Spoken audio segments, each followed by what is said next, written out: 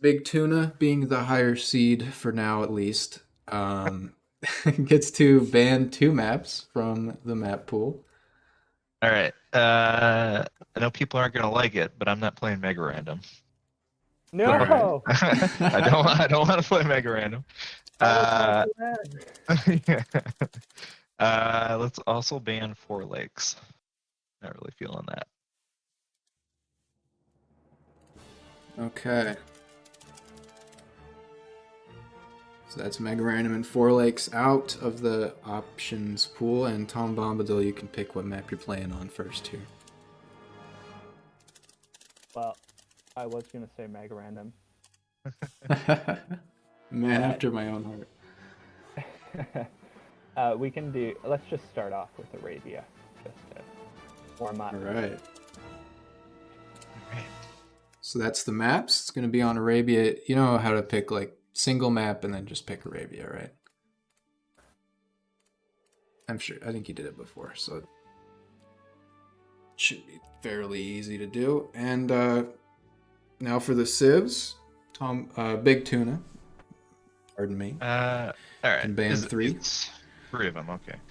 I'm gonna ban the Britons and the Celts and the Chinese.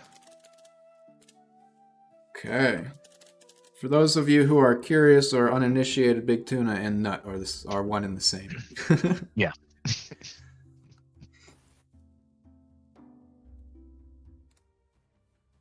So I need to ban 3 now. So yeah, now Tom Bombadil, you can ban 3 civs.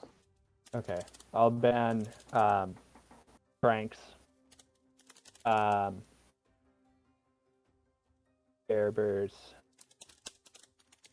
and humans. I don't want to deal with humans ever again. We're sick of the Cumans. There's been so much Cumans. Okay, well, so the map is Arabia, as long as record game is checked for, future reference or whatever. And neither of you picks Britons, Celts, Chinese, Franks, Berbers, or Cumans. You're good to go as long as you are ready. All right. I think I am set. All right, I'm gonna bow out of the chat then. But Yep. good luck, have Yep. fun. Nut, Makes Big sense. Tuna. All right. Yep. And then I'll ready up. Just give me like 30 seconds, then I'll ready up after I leave. Alrighty. And there we go. So, this is Arabia.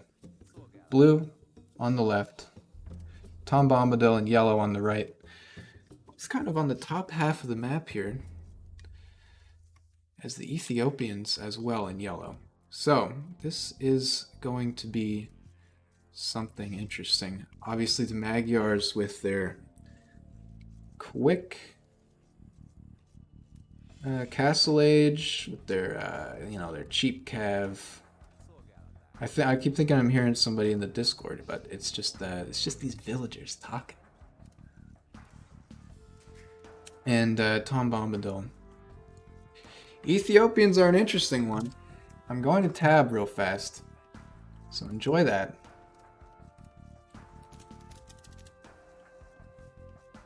Here's some verbal information on the Ethiopians. Spirit of the Law top grade is Siege with A+. They have very strong Siege, all Siege techs. They have the Shotel Warrior, which is just a cheap spam unit with high attack, similar to those big guys, those Woad Raiders. We've got no real front line besides that, and very defensive in the Dark Age. Maybe a Castle Age rush out of these guys. We'll see what we see. So maybe some Siege from yellow. As far as the early build orders and things go, pretty straightforward here. Love to see that lumber camp on the trees. Mill coming down for blue, and one idle just hanging out right now, just supervising, just keeping an eye on things. Tom Bombadil pulling in that elephant. It's going to be a lot of food. Elephants, I think, they're worth even more than boars, if I'm not mistaken. With 400 food. Got a house. We got a pro house into mill build order strategy from yellow. And you can tell it's a strategy because he's not even housed and he's building a house. So he's definitely planning ahead. He's got some kind of flow of the game in mind. Good to have you guys here on week 3. By the way, as we cross the 1 hour mark, not counting, of course, the intro screen, which some people seem to think doesn't count as being live. Welcome in, and it's great to have everybody excited about Age of Empires, about watching. So far, for scouting, I mean, this map is very open, so you're not going to need to find choke points and wall stuff off. It's going to be really hard, except maybe if you want to like block off some like raiding opportunities to really build any defensive structures. That said, yellow probably more capable, more able to defend the front of the base if that's what he wants to do. Blue's going to have to extend quite a ways out if he wants to utilize those choke points. Villager count 17, 16, very even at the moment. Both have their scouts still alive. Neither has actually found the enemy's town center yet. Yellow about to get there. He knows where he's headed. Same with blue. Actually, they're both heading across the map about the same time. Flash that black screen for you guys. Blue going for a bit more. Oh no, maybe just yellow's been a little more active with the scout so far, but. Here we go. Previously, we have seen TomBombadil lean heavily into Civ strengths and pick specifically like Cav, Vassalage, heavy cavalry rush civs. So we'll see how that pays out with the Ethiopians. I'm really curious about why he chose those. Tuna banned, Nut banned the Britons, the Celts, and the Chinese. So nothing really. I would have maybe expected more of a have focus from yellow, but he's branching out, and now we're branching out in game too with these walls. I'm gonna keep that choke point secure. That's a very good spot for the palisades. What's this guy doing? There it is. There it is. Just is deciding what to build. Maybe deciding where to build it. Some zebras down here. Okay, all right. Age of Empires Definitive Edition. Just, you know, making it look good. Okay, we have a full Palisade Wall Arabia game from TomBombadil. He's going to get a gate down there. Or even just a building. Barracks. Okay, the age up coming through for both players.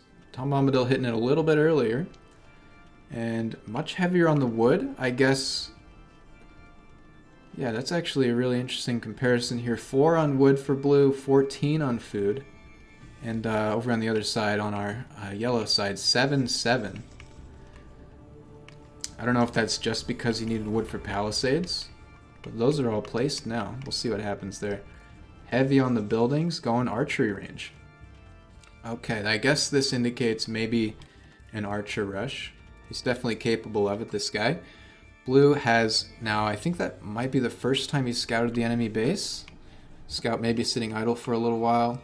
Hasn't spotted those archery ranges. That was really close though. I'm really close to tipping yellow's hand there. 23-19 on the villager count right now. But, oh, the idols. Oh, I'm running out of food. Running out of food. What are these players going to move into? And just, you know, we're just getting those men-at-arms out. Just because why not? You got the barracks down. I think, you know, if I wanted to read like a Galaxy Brain play into this, which I think TomBombadil absolutely is capable of doing. These might just be a fake out, right? We'll see where like the resource distribution is still heavily favoring archers. So I think he might be going man-at-arms just to try to get Nut over here to counter man-at-arms. And then he ends up facing archers. But now he's Blue gonna scout those archers himself. So we'll see what that ends up causing as far as reactions and re-reactions. Look at that meta. Space between. Nobody's bumping into each other on that mining camp. Couple of scouts. Okay, so not going for the same sort of Magyar build. Same kind of strat as he was last time. Also just going to let that guy just walk around. Don't want to lose the eco time on these farmers. It's all good. You need all the wood, all the food you can get with this strat. Going for the same kind of scout cav early strategy as he did against Arduous Vape in the last game that we saw. Obviously, this game is going to be maybe more able, as he is about to lose the scout here, maybe. Ooh, no, both players getting away with some very risky scout moves. And some, okay, well, as I was talking about meta stuff, losing 3 vills there to the Man-at-Arms raid. You hate to see it 4. And the Men-at-Arms go down, but probably worth the trade as far as at that point. Definitely with taking out the food, which is Nut's main source of aggression, and just causing a little bit of chaos in the base. That's the only 2 Men-at-Arms that Yellow ever built. So I think it really was just a quick test of the waters. See if we can get him to do anything. Now, okay, we're running into each other here. The Scout Cav just passing. I think that's good for Yellow. I don't think he wants to fight Scout Cavalry right now. We'll see who pulls back, if either one flinches right now with the enemy in their base. Not going for quite optimized food. Okay, also 10 on wood. I guess that's to build all the farms. Quite optimized with the cavalry resource gathering, and he's pulling back. Okay, blue pulling back. Probably going to be able to clean this up. We'll see how much damage gets done first. Town Bell is called. Moving a little bit inside that range that we can see, but obviously the players can't. And right to the wood line there. Blue, probably the right thing. You're not going to get these villagers out of danger, so if you rush the archers, at least you're going to get something out of them before they die. And here come the Scout Cav with a little bit of a pathing issue. That was real painful for Blue. I think the lack of any defenses here really hurt him. Still got that guy hiding in the walls. I think Yellow fully walled off now. So that's an expensive play, but in this right now it's working. Blue knows that he can't get in. The Scout Rush isn't quite working because of these palisade walls, so may have slowed TomBombadil down a little bit, but he's done a lot of damage so far. Eco KD 0-12, 12 to TomBombadil, so very big impact on that. And it's showing in the pop count, right? 22 to 30. We'll see if Nut can pull this back. Both these players very good, very good under pressure, I think so.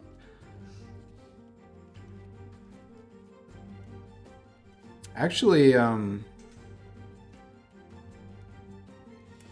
I'm thinking of Wiggle the Wise. I'm getting him and TomBombadil mixed up again in my head.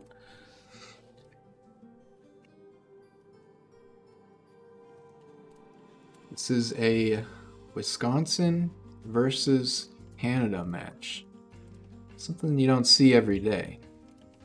Oh, Tom in danger of chopping through here. We'll see if he catches it. Maybe builds a quick house right here to delay that. And now coming out with the Spearman. Okay, so this is just committing to countering the units of the enemy right now. That's probably the right idea. I mean, you're hard countered. Your archers are. So the archer rush has been blunted by the Scout Cav choice from Nut. Now with the Soul Spear walking across the map, we'll see where that ends up.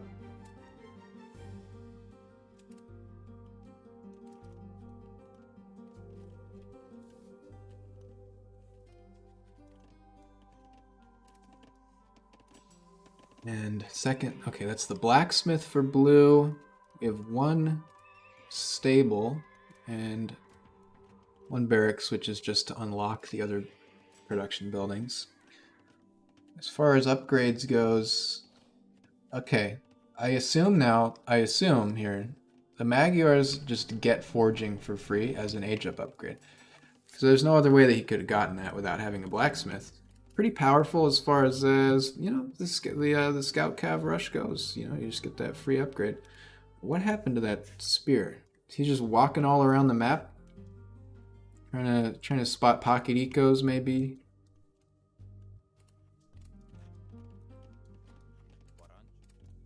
These guys, I think Nut is saying he's the more rusty of the two players here. Having previously taken out Rusty Vape, maybe it rubbed off on him a little bit. Okay, some action. Okay, Yellow just going for a little bit of a poke, finding out what the deal is over here. That's something you got to do in these games. You gotta keep an eye on your enemy. Maybe even more than this, but at least now he knows. This guy's got 7 scouts. Scale mail armor coming through for Yellow.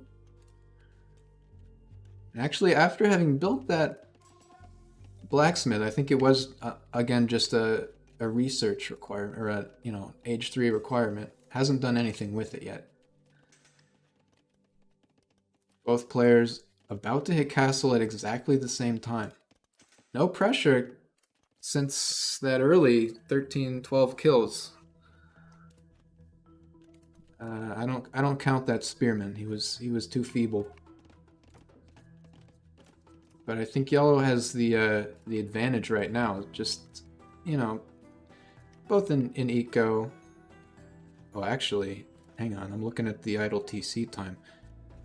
Those villager kills earlier on were key for Yellow because he's fallen behind on the idle TC time, allowing Nut to catch up to within a 5 villager, you know, gap. That's definitely surmountable for Blue.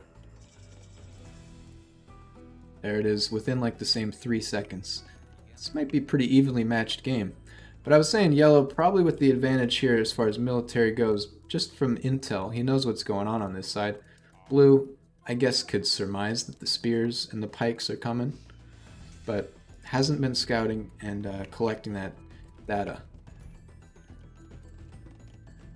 I like that lumber camp chop there.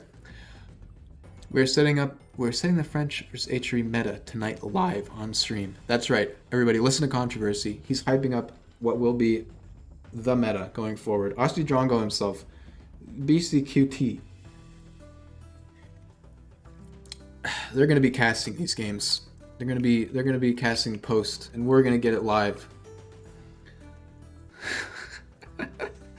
Will he die to relics? Will he let me get relics and men at arms, and I'm not even reading all these chat messages in order? Second TC for Blue, that's definitely a good move, having no pressure. Just gonna need to, he knows he's taken some losses, gonna need to catch up on the same time, on the other hand, at the same time. Yellow with the earlier second town center, and the house wall is coming in to protect it too. He's going for a much more defensive strat here. Will I be forfeiting at the 6 minute and 30-second night mark when the knights come? Listen, all I gotta say, Preston, I don't know who I'm talking to. Preston, who's that? All I gotta say, Contra, is it may feel bad to get raided, but it's just as annoying for the raider if you survive.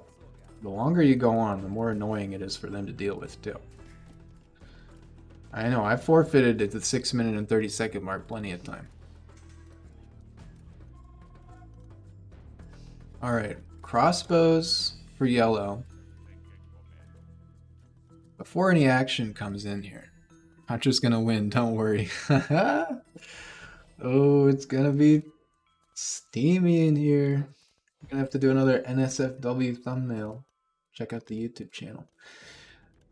Some other things we've got going on.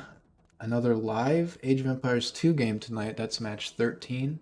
Oz versus Aloysian. I think they're pretty much free anytime. I think after this match, we're going to have to do one more Age of Empires 2 match at least. Live as well. She the Distance versus Bees get degrees. As long as they are in and available. We got to get that one out of the way early enough, hopefully, for them. Because some of them do have to work tomorrow, etc., and are on Central Time.